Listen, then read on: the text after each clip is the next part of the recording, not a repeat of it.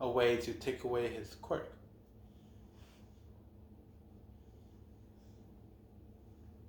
And he was actually forced to take in a lot of quirks and give it to other people. So he was that kind of strain. People that didn't want their quirks with people that did want their quirk, want a quirk. So this has been going on for about 50 years.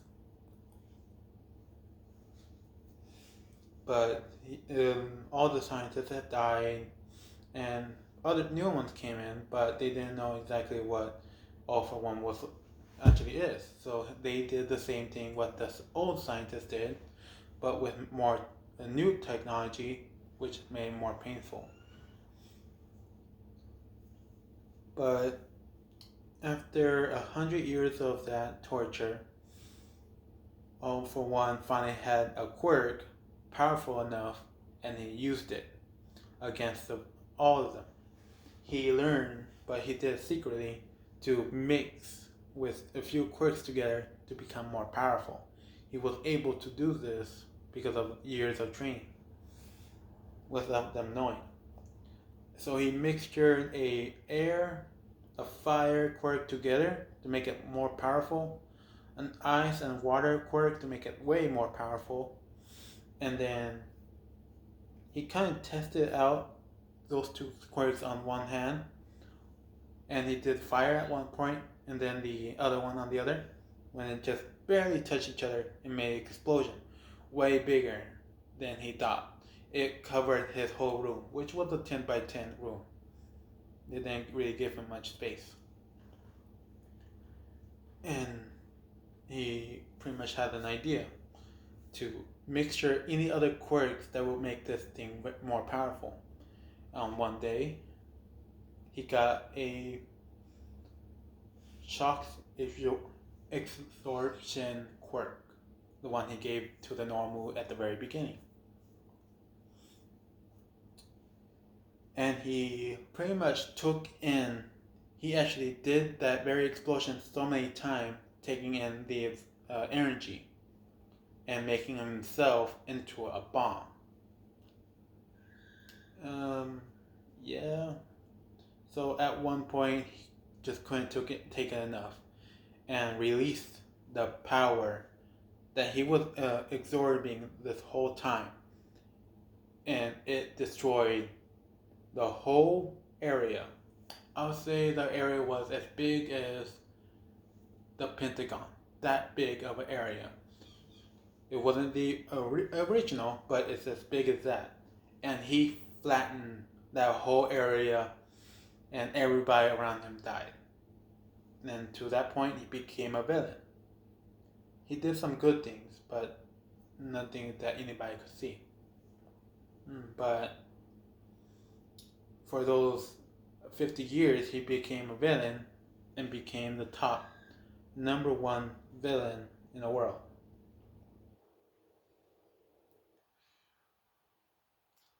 Now at this point, 50 more years, then this is where he became more active on his thing and started testing out. He killed so many people, and what he did was something much worse. He decided to do the same thing his parents did, give people quirks, but made it even worse, gave them as much quirks as he can and seeing what's the limit. And he called them noble, brain dead, or take orders. So he done those. He'd been doing it for 50 years, and with this research with a doctor, they saw glimpses of the doctor, but not very solid evidence. And one day he actually got very injured, not by All Might, by Nana Shomura. She very much almost killed him, very close, and All Might is seeing all this, and he's tearing up, almost crying, pretty much crying out loud. both in the past and now.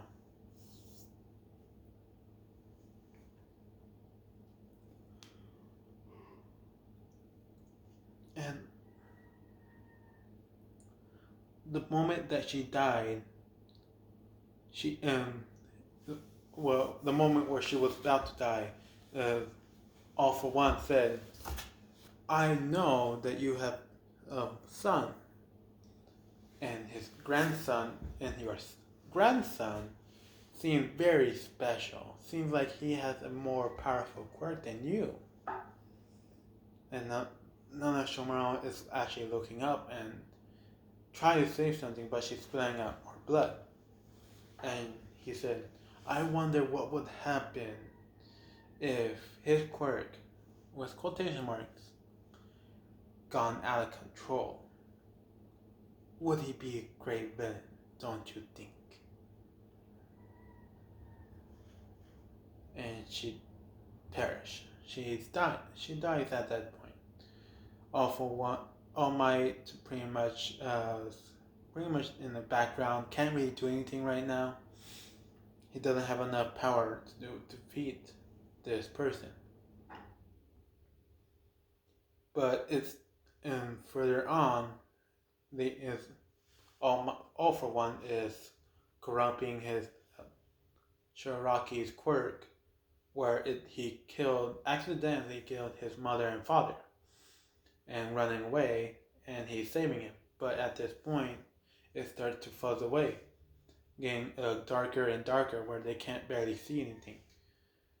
And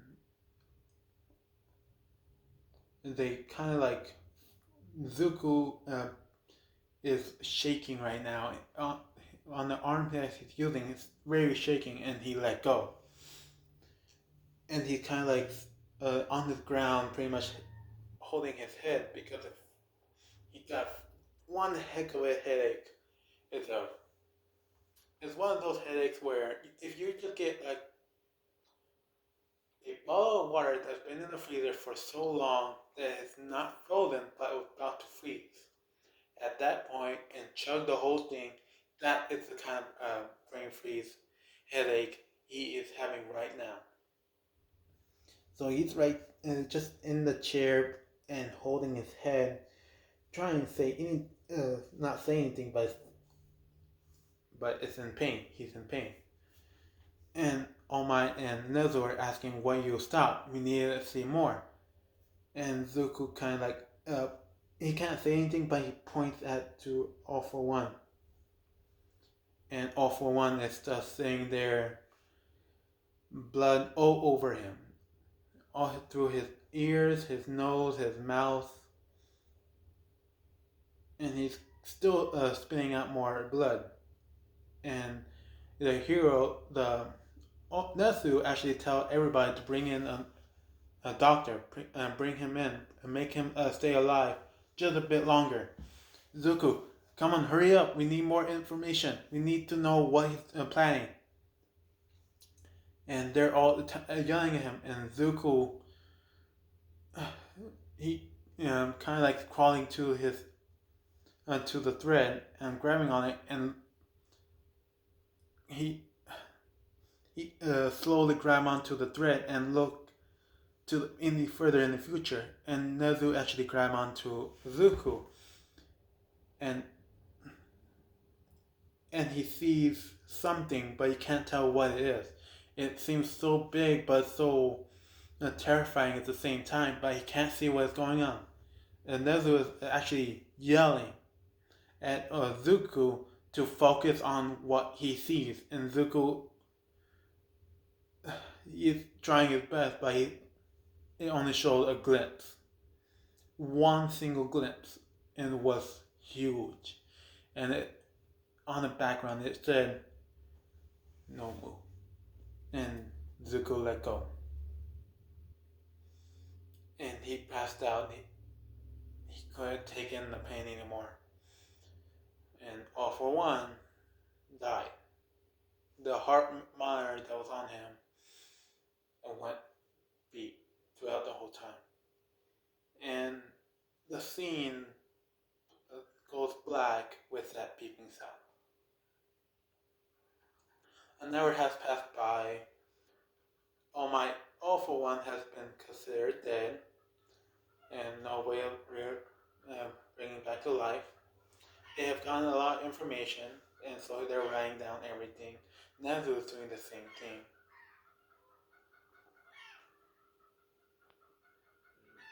Okay, nothing there. Sorry if you hear that. It's just my chickens.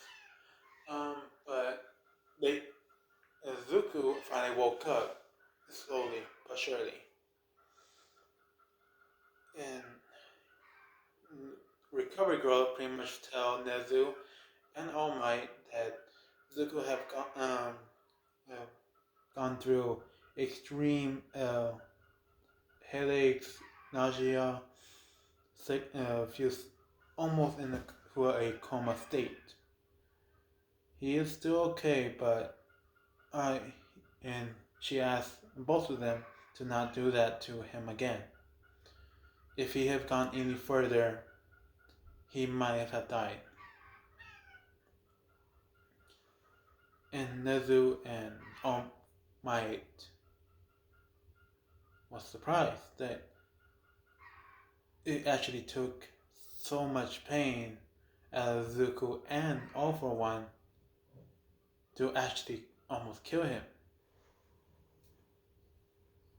But Zuko was still sleeping. So they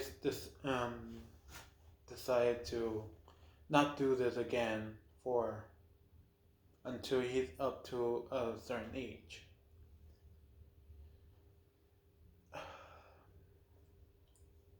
So when Zuko wakes up, he's actually in Recover Girl's office at the UA. He was transferred there because it was very long.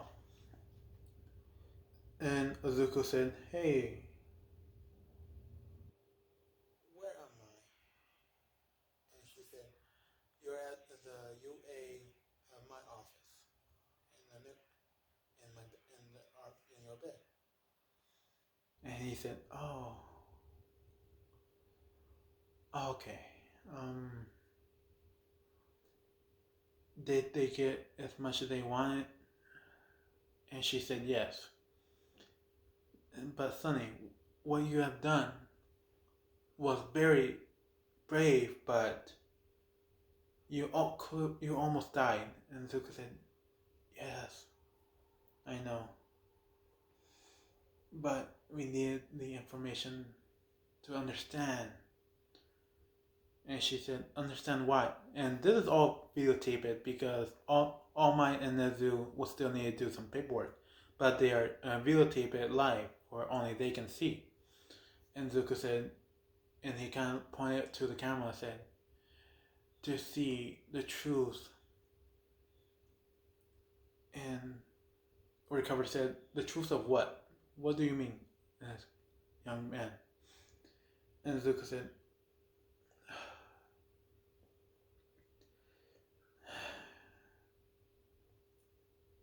and he's slowly going to sleep, and he's pretty much said this: "Not all villains grow up to be uh, villains are not born as villains. They were treated as villains when their quirks awaken." And this is very powerful, even from a kid that's 15, about to be 16, not even adult, but he's giving out more wisdom than any adult would ever do. And Zuko said, and he actually points to the camera and said, "A quirk can be villainous, but it can also be a heroic quirk. All it depends on is the person and no one else." And he falls asleep again. Recovery Girl is very shocked that this kid can actually say something so powerful but in the weakest form ever. And she kind of turned to the cameras and looks. And the camera turned off. Nether pretty much turned off and said, and he holds his head and said, he's right. It's not the quirk, it's the person and the person's background.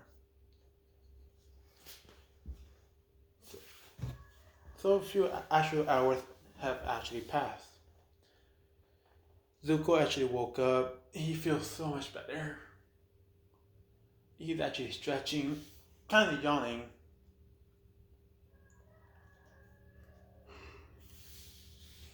And the recovery girl pretty much left him. No, said if you're awake and feeling much better, take these pills and go to your dorms.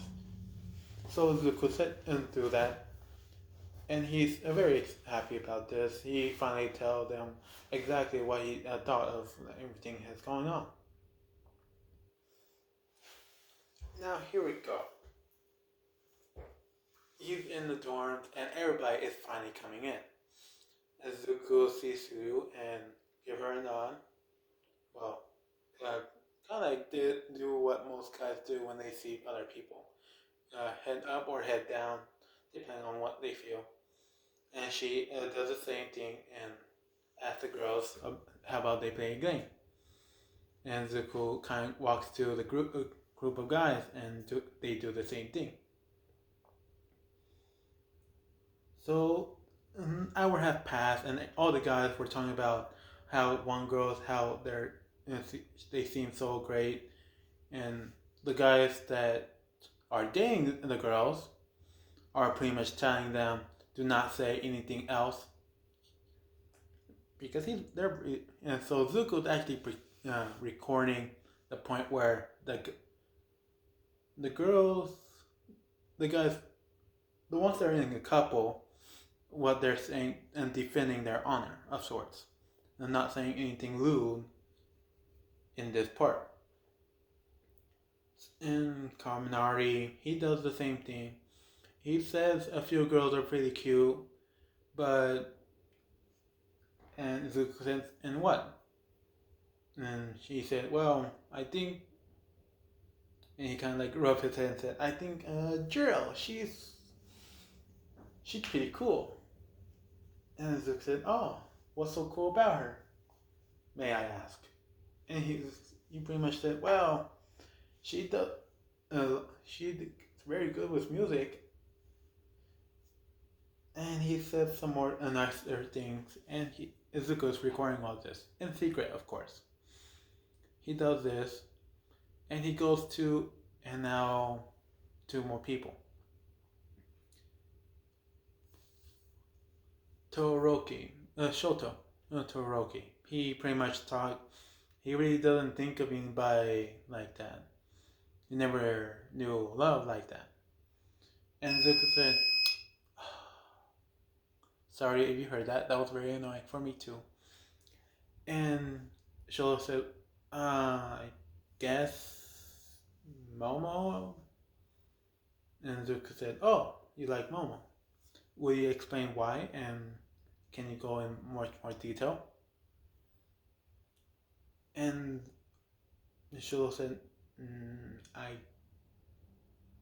I really don't know. And he's kind of scratching his head and said, well, she seems nice, very smart.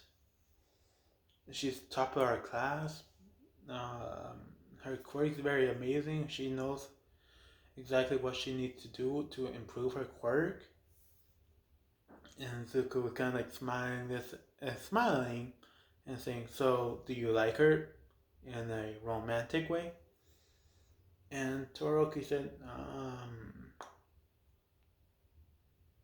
I guess. I need more. And he kind of like looked at Zuko and said, but why are you asking me so many questions about her? She's our classmate. And Zuko said, oh, no reason. No reason at all. And so the next person is Manila. At this point, Manila's actually behaving way better. Zuko been doing every one of his threads, the ones that can wait longer, and others that need to be done, being that needs to be taken care of immediately. So he's doing it almost like once a week. So it's down to almost a normal size, a normal amount of threads with everybody else. He just have around 10 more. And Zuko said, "So, how do you feel?" And Manila said, "Oh, with all your helping, with all those threads, I feel better. I." And Zuko said, "So, what do you think of the girls?" And Manila said, "Well, I still think they're hot. They're extremely cute, and they're all perfect in every way possible." And Zuko said, "But," and he said, "Oh, but I learned. You told me about not everybody thinks how I do." And Zuko said, "Yes, yes. Keep going." And he said, and Manila said, "Well, uh, you told me that girls don't like how I, Manila, acted around them, how I treat them as an object, right?" And Zuko said, "Yes. You see, girls want to be treated as a princess, a lady, depending on the girl. But they do not ever, nobody ever wants to be treated as an object."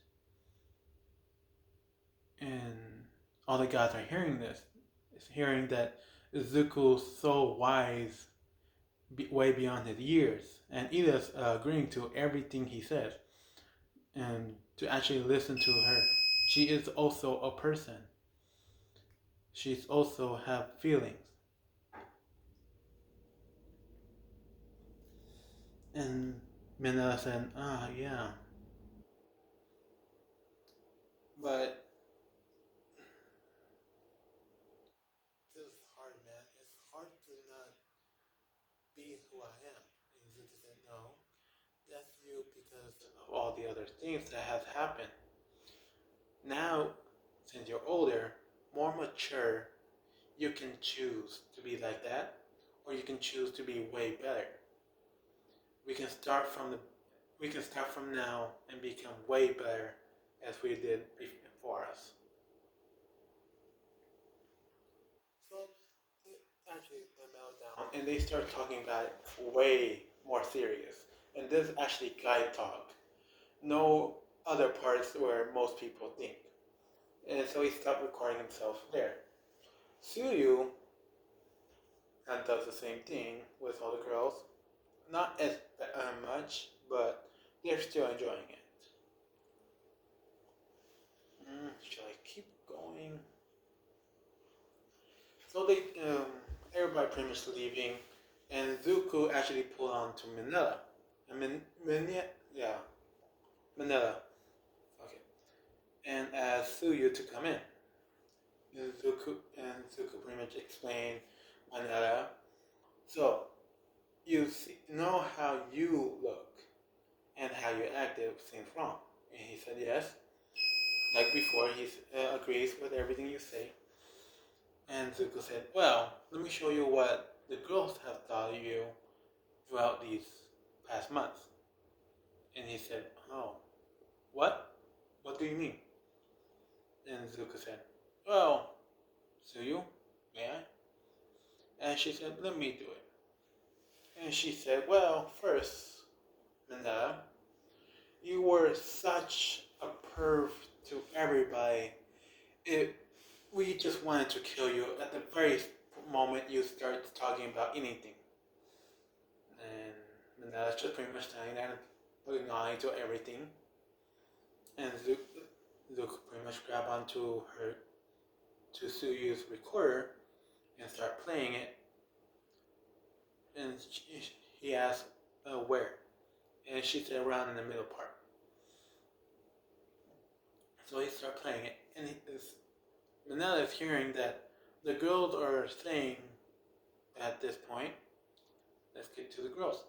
The girls were talking about how everybody was seems very cool and how handsome, how each of them have a certain point that's very attractive, and then they went to Manila, the last person. They say, uh, Suyu pretty much said, at first, what did you guys think of him? And they said, at the beginning of class, at the very start of the year, we thought nothing of it. But when he started acting like a perv and making it so much worse, we all really wanted to kill him. We did not feel safe at all when he was getting close to us at all, and we just felt uncomfortable. We didn't really. We had no.